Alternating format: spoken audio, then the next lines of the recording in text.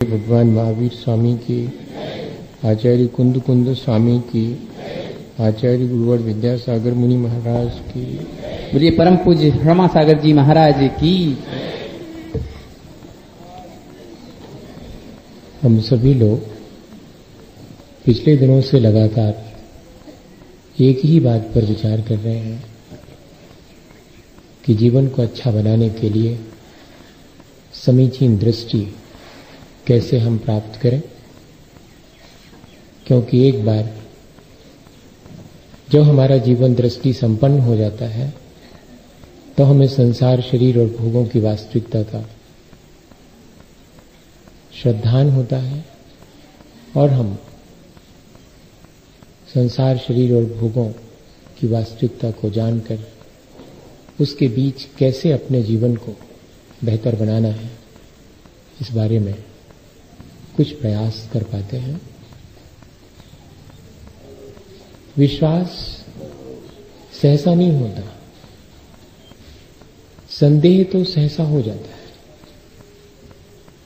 विश्वास अर्जित करने में कई जीवन लग जाते हैं। किसी के प्रति अविश्वास तो क्षण भर में हो जाता है। हम सब अनादिकाल से अविश्वास के ही अभ्यासी हैं। इसलिए सच्चे देवगुरु शास्त्र का सानिध्य मिलने पर 7 तत्वों का समीचीन श्रद्धान और अभ्यास करने पर आपापर का भेद विज्ञान होने के बाद भी आत्म कल्याण की रुचि जागृत नहीं होती। संसार का प्रपंच ही ठीक जान पड़ता है। अपने कल्याण की बात पर विश्वास नहीं होता। सुनते हैं, दूसरे को बताते भी हैं, लेकिन स्वयं के जीवन में उसके अनुरूप चलने का भाव ही नहीं बनता। इसलिए ये दुर्लभ है दृष्टि की संपन्नता या दृष्टि की निर्मलता। वो जैसे ही अपन को प्राप्त होती है, ऐसा विश्वास सुदृढ़ होता है कि फिर उसमें संदेह नहीं होता और हमारा मार्ग आसान हो जाता है, अपने जीवन को अच्छा बनाने का मार्ग। अगर अपने जीवन को अच्छा बनाने के मार्ग में चलने से पहले उस मार्ग के प्रति हमारे मन में संदेह है और भय है, तो ये दोनों स्थितियां हमें उस मार्ग पर चलने में बाधा बनेंगी। आचार्य भगवंतों ने इसीलिए श्रद्धा को होने के बाद भी बहुत सावधानी रखना ये बात कही है। विश्वास हमें हो जावे तो उसके बाद कौन कौन सी हमें सावधानी रखनी चाहिए। और इतना ही नहीं, हमारे जीवन में जैसे ही श्रद्धा उत्पन्न होती है तो हमारे जीवन में बहुत सारी क्षमताएं, योग्यताएं अपने आप प्रकट होना शुरू हो जाती हैं। उन सब की भी चर्चा करी है। ये तो ठीक ऐसा है जैसे कि किसी के हाथ में दर्पण आ जावे तो दर्पण में अपने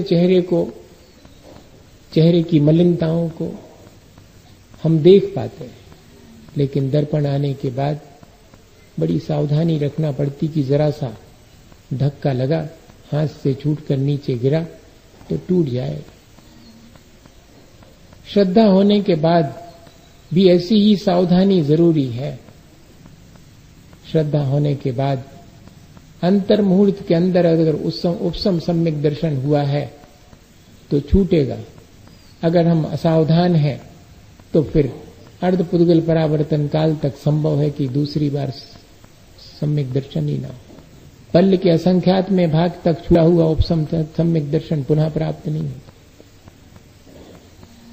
और यदि हम सावधान हैं तो उसे फिर क्षयोपसम सम्यक दर्शन में परिवर्तित कर लें तो 66 सागर तक वह रहा आ सकता है और शायद हो जावे, तब तो फिर अनंत काल तक बना रह सकता है। पर संभावना अधिक इस बात की है कि एक बार दृष्टि की निर्मलता प्राप्त होने पर उसका हाथ से छूट जाना बहुत ही आसान है।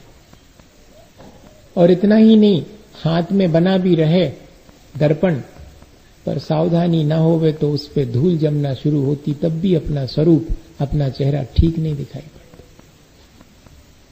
तो दृष्टि की निर्मलता हो जाने के बाद भी उसमें दोष लगते रहते हैं, शंका, कांक्षा इत्यादि,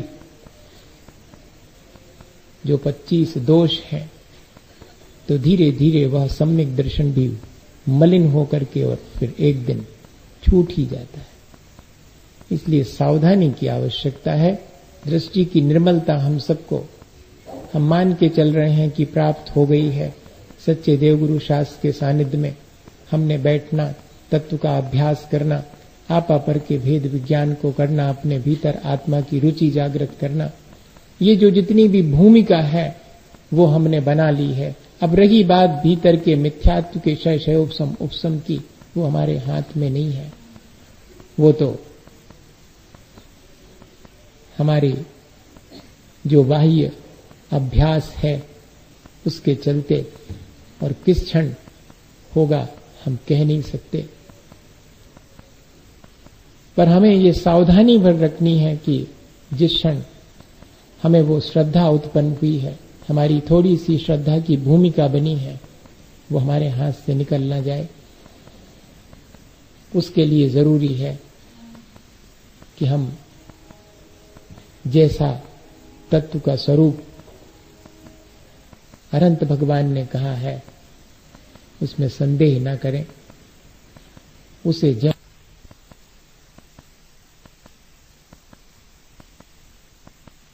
उत्पन्न हो, उद्घाटित हो। इदमेवे दृश्यमेव तत्वम नान्यन्य चान्यथा इत्यकंपाय सांभोवत सन्मार्गे असंशया रुचि। आचार्य समंतभद्र स्वामी के चरणों में बैठने पर वे हमें बताते हैं कि कैसा भाव हमारी दृष्टि निर्मल होने पर होना चाहिए, या होता ही है। इदमेव ईदृशम एव तत्वम, जैसे और जितने तत्व भगवान जिनेन्द्र ने कहे हैं सो वैसे और उतने ही हैं। ना अन्यत न चान्यथा, इनके अलावा कोई और तत्व नहीं है। न जैसा स्वरूप इनका कहा उससे विपरीत कोई स्वरूप इनका है। न चान्यत न चान्यथा इत अकंपाए सांबोवत, तलवार पर चढ़ाई गई धार के समान ऐसी अकंप जो श्रद्धा है, उस श्रद्धा को अब कोई सहसा तोड़ नहीं सकता।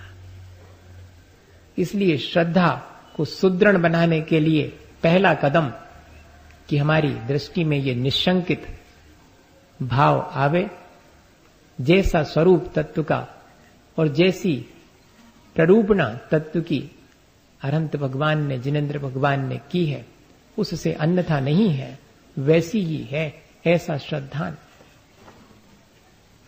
भैया हो सकता है कि सात तत्व का ज्ञान ने होवे, अल्पशयोपशम के चलते ज्यादा बारीक बात समझ में ना आती होवे, तब भी इतना ही हो जावे कि जैसा स्वरूप कहा है वैसा ही है, और स्वरूप क्या कहा है सो मैं अल्पज्ञ हूं, नहीं जानता कि क्या कहा है, लेकिन जैसा कहा है वैसा ही स्वरूप है, ऐसा भी श्रद्धान हो जावे तो सम्यक दर्शन की भूमिका बन जाए।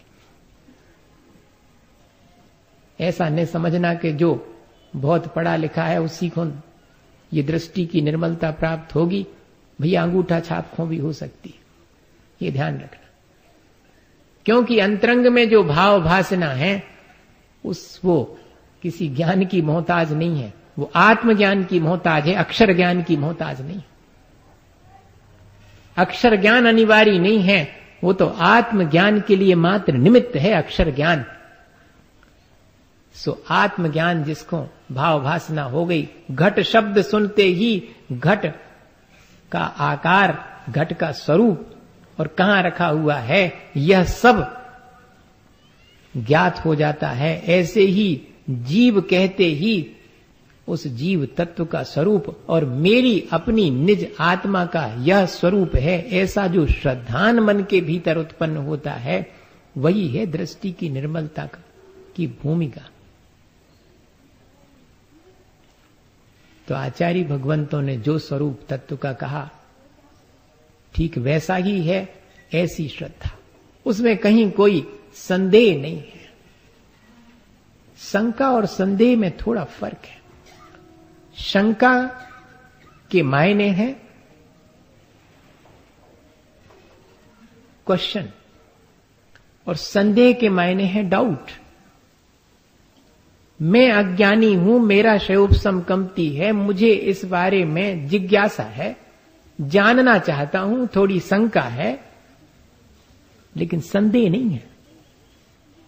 जैसा स्वरूप कहा है वैसा ही है। मैं अज्ञानी हूं इसलिए समझ नहीं पा रहा, इसलिए आपसे पूछ रहा हूं, जिज्ञासा है मेरे भीतर। ये इसमें जिज्ञासा में कोई हर्ज नहीं है। अपन रोज शंका का समाधान करते कि भगवान ये कैसा है, इसका स्वरूप कैसा है, मैं अज्ञानी हूं, मुझे नहीं मालूम, बताएं। लेकिन जैसा स्वरूप है वैसा ही है, उसमें मुझे कोई संदेह नहीं है, ये दृढ़ता है। और जब कोई ऐसे संदेह से मुक्त हो जाता है तब वह निर्भय भी होता है। जो चत्तारी विपाए छिंददिते कम्म मोह बाध करे, सो निसंको चेदा सम्मा दिट्ठी मुने दब्बो। अब बैठते हैं आचार्य कुंद स्वामी के चरणों में, तो वो कहते कि वह जो निशंक अवस्था है, वह जो निर्भय अवस्था है, सो बहुत ऊंची अवस्था में प्राप्त होगी। अभी तो सिर्फ हम उसकी भूमिका ही बना रहे हैं, उसकी प्राप्ति तो कहां जाके होगी। जो चत्तारी भी पाए छिंददीते कम्म मोह बाध करे, कर्म के बंध की जो चार पाए हैं, चार कारण हैं, मिथ्यात्व, अविरति, कषाय और योग, इन चार पायों को जो नष्ट कर देता है, अर्थात 11वें 12वें गुण स्थान में जो पहुंच गया है, जिसके समस्त मोहनी कर्म का भी अभाव हो गया है, उस अवस्था में जाकर के वास्तव में निर्भय और निशंकित अवस्था प्राप्त होती। सो हमारा लक्ष्य तो वही है, लेकिन अभी हम कम से कम जो स्वरूप कहा है भगवान जिनेंद्र के द्वारा, उसके प्रति तो निशंकित हो जाएं। और जो संसार में इहलोक परलोक, आकस्मिक वेदना, अत्राण, अगुप्ति और मरण के भय हैं, इन भयों से मुक्त हो जावे। इतना अभ्यास तो हम अभी भी कर सकते हैं। सो जिसे निशंकित पना प्राप्त हो जाता है, वो सब सम्यक दृष्टि हो, ऐसा नहीं समझना। जो सम्यक दृष्टि है उसको निशंकित पना प्राप्त हो जाता है, ये ध्यान रखना। उसके भीतर ये अपने आप निशंकित और निर्भयता आना शुरू हो जाती है। ऐसी निशंकपना और निर्भयता हमारे भीतर भी उद्घाटित हो। हम अपने भीतर झांक करके देखें कि जैसे जैसे हमें दृष्टि की निर्मलता प्राप्त होगी, वैसे वैसे हमारा संदेह, सारे डाउट्स क्लियर होते चले जाएंगे और हमारे मन में सच्चे मार्ग के प्रति श्रद्धा अत्यंत निर्मल होती चली जाएगी। ये अपने को स्वयं अभ्यास करना। भैया जी कसौटी दूसरे को कस भी नहीं दई, नहीं तो दूसरे को कस के देखो कि इनको कितो संदेह है और इनको कितनी शंका है और इनको कितना भय है, अब इनको धोड़ू भाव सर में दर्शन सुझे दूसरे के लिए नहीं दी। यहां दूसरे का काम ही नहीं है पर का, यहां तो 100 का काम है। सो शुरुआत वहीं से करना पड़ेगी। सारा संसार पर से शुरू करता है और मोक्ष मार्ग 100 से शुरू होता जाता है पर तक। ऐसा कह दिया मैंने। सो इसमें भी आप भ्रम में नहीं पड़ जाना। पर तक जाने का मतलब है कि पर को भी 100 के समान नहीं मानता, पर को पर मानता है, वो 100 को 100 मानता है। ऐसी दृष्टि संपन्न होता उसको प्राप्त हो जाती। सो पर को पर मानने वाला पर में राग द्वेष नहीं करता, ये भी दृष्टि की निर्मलता आने पर होता है। अपन तो अबे पर को 100 मान लेते हैं और फिर बाद में राग द्वेष भी करते हैं। अबे दृष्टि में निर्मलता उतनी आई नहीं है, अभ्यास करना पड़ेगा। अब ऐसी स्थिति में हम विचार करें कि हमारे भीतर वह निर्भयता और निशंकपना कैसे आवे। विनोबा ने अपने जीवन के संस्मरण लिखे, उसमें लिखा कि मुझे अंधेरे से बहुत भय लगता था और अपनी छाया से, परछाई से भय लगता था। सो उनकी मां ने दोनों ही भय उनके थोड़े थोड़े से बातों से दूर कर दिए थे। अंधेरे से भय लगता था तो उनकी मां कहती थी कि जाओ, अंधेरे में चीज रख देती थी, कहती जाओ उठा के ले आओ। जी कहती हम नहीं जाएंगे, अंधेरे में डर लगता। तो कहती कि देखो, जब डर लगे तो भगवान का नाम लेना, जोर जोर से लेना, और मैं यहां से आवाज लगाती जाऊंगी, डरना मत। तो मां नीचे से आवाज लगाती थी कि हाँ पहुंच गए, अब चले जाओ, डरना नहीं, और डर लग रहा हो तो जोर से भगवान का नाम लो। तो ये जोर जोर से भगवान का नाम लेते हुए और चले जाते और अंधेरे में से सामान उठा के लाते। 2-4 बार ऐसा हुआ, फिर इनके मन में आया कि अरे कुछ होता जाता तो है ही नहीं, मैं बेकार में डरता था, और फिर मेरा कोई बिगाड़ कैसे करेगा, मैं तो भगवान का नाम ले रहा हूं। तो श्रद्धा ने भय को मिटा दिया, और श्रद्धा के साथ जो उत्पन्न होता है समीचीन ज्ञान, वो भी भय को मिटा देता है। कैसे? तो छाया से डर लगता था, अपनी ही छाया को पीछे देख करके भागते थे कि वो आई हमारे पीछे, छाया पकड़ लेगी मुझे। तो रोज ऐसा होता था, धूप में खड़े हुए छाया पीछे दिखी सो भागना शुरू किया, चीखना चिल्लाना कि मां बचाओ, छाया मेरा पीछा कर रही। मां एक दिन चौके में काम करने से बाहर निकल के आई और कहा कि ते इतना उपद्रव करता है और उससे डरता है, ये तो तेरी सब बात मानती, बेकार में डरता है, कहती कैसे मानती मेरी बात। तो मां ने कहा कि अपना हाथ रख ले सिर पर। तो हाथ सिर पे रखा तो कहा देखो, उसने भी अपना हाथ सिर पे रख लिया, तेरी बात मानती कि नहीं।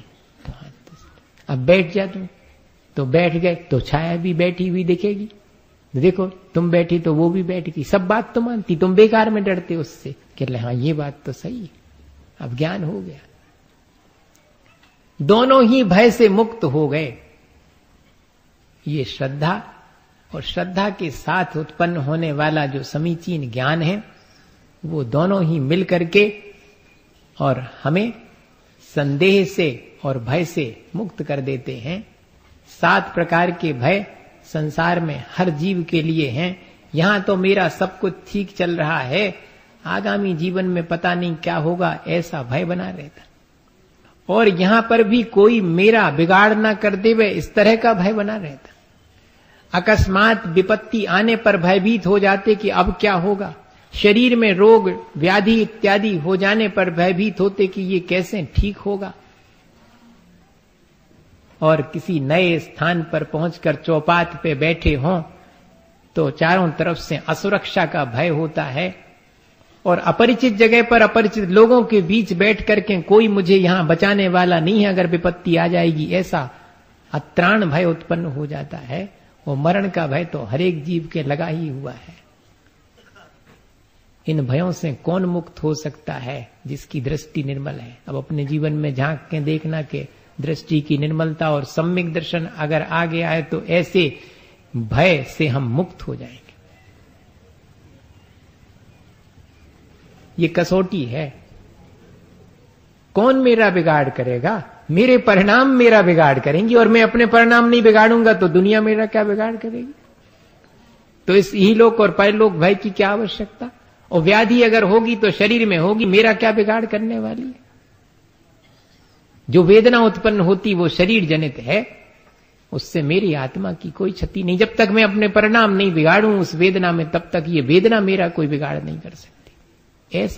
ऐसी दृष्टि प्राप्त हो जाती। धीरे धीरे अपन कठिनाई की तरफ बढ़ रहे भैया। हाँ, लग रहा होगा कि बहुत आसान सी चीज है, लेकिन धीरे धीरे आगे बढ़ेंगे तो मालूम पड़ेगा, फिर समझ में आएगा कि हाँ सचमुच दुर्लभ तो है। कोई विरला ही ऐसी दृष्टि से संपन्न हो सकता है।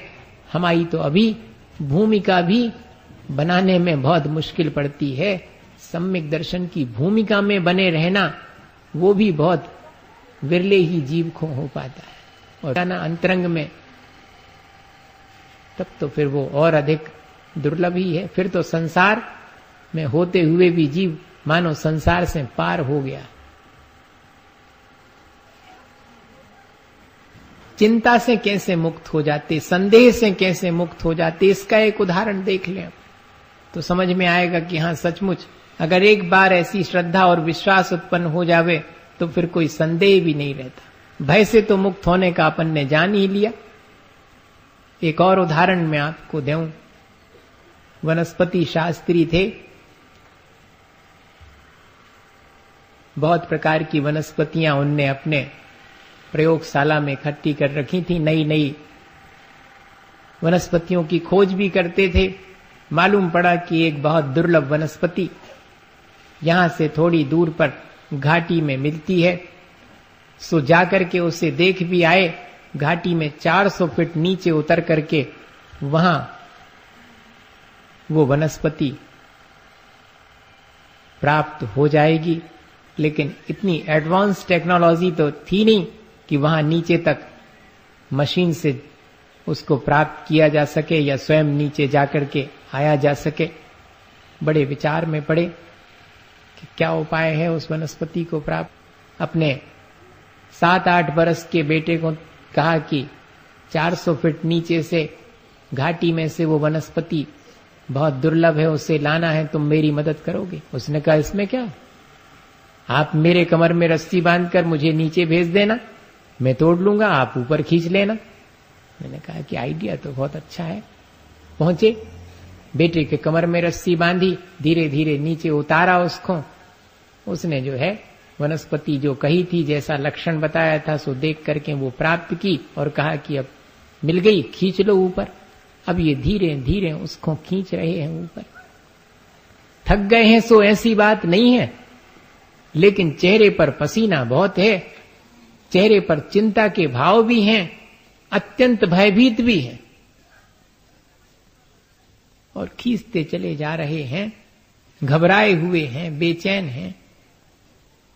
और बेटा ऊपर आ जाता है, वनस्पति हाथ में लिए है, चेहरे पर अत्यंत प्रसन्नता और निश्चिंतता है, कहीं कोई भय नहीं है, कहीं कोई संदेह नहीं है, कहीं कोई शंका नहीं है। उसे देख करके ये बड़े चकित होते हैं, और वो बेटा इनको देख के चकित होता है कि देखो इनकी हालत क्या है। मैं तो नीचे था और जी इतने बढ़िया ऊपर थे, मैं तो कोई घबरा नहीं रहा हूं, मैं तो अत्यंत प्रसन्न हूं, निश्चिंत हूं, और घबराहट इनको है। तो बेटा पूछे उससे पहले पिता ने ही कहा कि बेटे तुम इतनी नीचे गहराई में थे, रस्सी तुम्हारे कमर से बंधी थी, किसी भी क्षण और छूट सकती थी, टूट सकती थी, पर तुम्हें कोई घबराहट, चिंता, भय नहीं हुआ। उसने कहा कि इसमें चिंता की और भय की तो कोई बात ही नहीं थी, क्योंकि मुझे इस बात का विश्वास था कि रस्सी आपके हाथ में है और आप मेरे पिता हैं। भैया ये तो उदाहरण है। अपने अपन ने अपने जीवन की डोर किसी के हाथ में दी, और दी है अगर तो वैसी श्रद्धा अपने जीवन में आई, वैसा विश्वास अपने जीवन में आया, कदम कदम पर संदेह पैदा हो जाता। सच्चे मार्ग पर चलने में, बुरे मार्ग पर तो हम चले चले जाते हैं, किसी से नहीं पूछते कि इसमें पहुंच करके कुछ गड़बड़ी तो नहीं होगी। और अच्छे मार्ग पर कोई हमें चलने के लिए प्रेरणा देता है तो हमें संदेह हो जाता कि फिर क्या पता पहुंचेंगे कि नहीं पहुंचेंगे, है सही कि नहीं है सही। एक बार सच्चे देवगुरु शास्त्र पर अगर अपन ने विश्वास किया है तो अपने भीतर ये क्वालिटी अपने आप आनी चाहिए कि अब उनकी कही बात में कभी मुझे संदेह नहीं होगा, मेरा विश्वास कभी छूटेगा नहीं। कितनी भी विपत्ति आ जावे लेकिन मैं संदेह नहीं करूंगा, शंका नहीं करूंगा। जनरली लोगों को लगता है कि जब तक संदेह नहीं करेंगे तो श्रद्धा कैसे होगी। तो करो भाई संदेह। किस पर संदेह? अपने मन में उठने वाले संदेह पर संदेह करो कि ये संदेह ठीक है कि नहीं है, ये शंका मेरी ठीक है कि नहीं।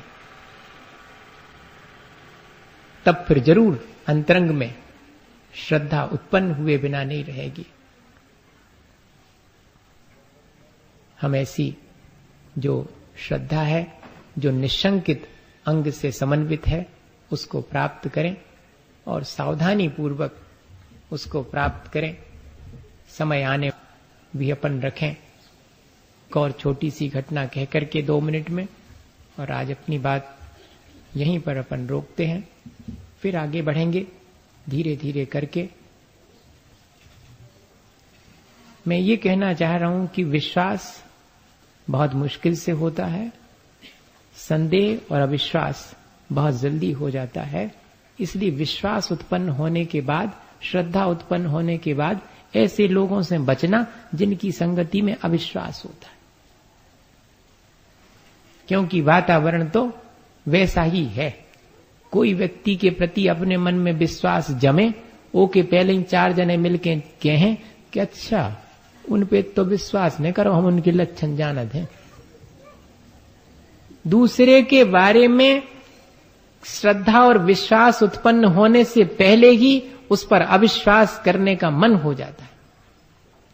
ऐसे ही मोक्ष मार्ग में है कि विश्वास जमता जमता है और हमारा विश्वास होने से पहले ही और संदेह में पड़ करके नष्ट होने लगता है। इसलिए ये सावधानी अवश्य रखना।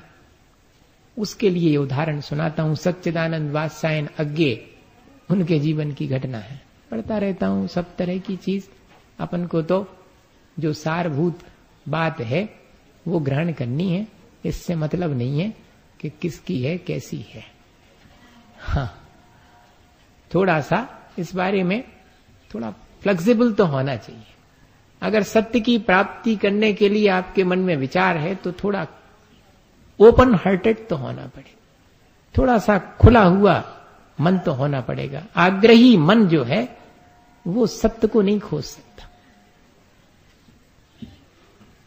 निष्पक्ष होना चाहिए। तो क्या हुआ, वो चले जाते थे कश्मीर की यात्रा पर, घुमक्कड़ थे बहुत। उनका नाम अज्ञे जैनेन्द्र कुमार ने रख दिया था। अक्षय कुमार, जैनेन्द्र कुमार, सच्चिदानंद वात्स्यायन और एक और नाम था मैं भूल रहा हूं, यशपाल जैन। ये सब जो है दिल्ली के अंदर उसमें बगीचे में, और सुबह मॉर्निंग वॉक पर जाते थे तो बेंच पे बैठ के और चर्चा करते थे। साहित्यकार थे सब। अब तो कहो इनके नाम इन्हें मालूम हो कई जनों को। हाँ, आज की पीढ़ी का तो हिसाब अलग है, शौक ही नहीं है उन सब चीजों को जानने का। ये मुझे संस्मरण यशपाल जैन ने सुनाया था दिल्ली वालों, कि वहां पर इनका कोई भरोसा नहीं रहता था। आज मिले, आज आए हैं तो कल नहीं आएंगे। पता करते तो जहां कहीं मिलते ही नहीं थे। कहां रहते तो कह ले धीरे धीरे कह ले उनके बारे में कुछ पता नहीं, अज्ञे अज्ञे, वो जानने में नहीं आते, इसलिए नाम लिखा था। वो कश्मीर की यात्रा पर रहे थे तो रास्ते में उनको कोई उनके मित्र मिले और उन्होंने 3000 रुपए दिए कि जाओ। सन 1936 के अंदर 3000 रुपए की कीमत तो 3 लाख से भी ज्यादा। तो 3000 रुपए दिए कि फलाने वहां पर जाकर के उनको दे देना हमारे मित्र को। इनने अपने पॉकेट में रखे, न लिखा पढ़ी न अंगूठा। उस समय विश्वास का जमाना था, है? मैं कहना ये चाहता हूं। ने उनके मन में संदेह है कि क्या पता दे हैं कि न दे हैं, और चले गए। चले गए तो बस में बैठे थे, उतने में ही जो है चालू होने वाली थी बस, और एक 11 साल का बेटा नीचे खिड़की के पास खड़ा उनको आवाज दे के कहता कि वो जो 3000 मेरे मालिक ने दिए लौटा दो, वहां नहीं देना। सुनने निकाले पॉकेट में से उसके हाथ में धर दिए, वो चला गया। जो इनके साथ में मित्र थे कह रहे गए भी 3000। ने पूछी ने नाम ने गांव के कौन किया है, कौन कौन देने हैं, वो दे दे। ऐसा होता है क्या? तो उन्होंने जो बात कही वो महत्वपूर्ण है। उतनी बात अपन को समझनी थी और कुछ नहीं। अज्ञे जी ने क्या कहा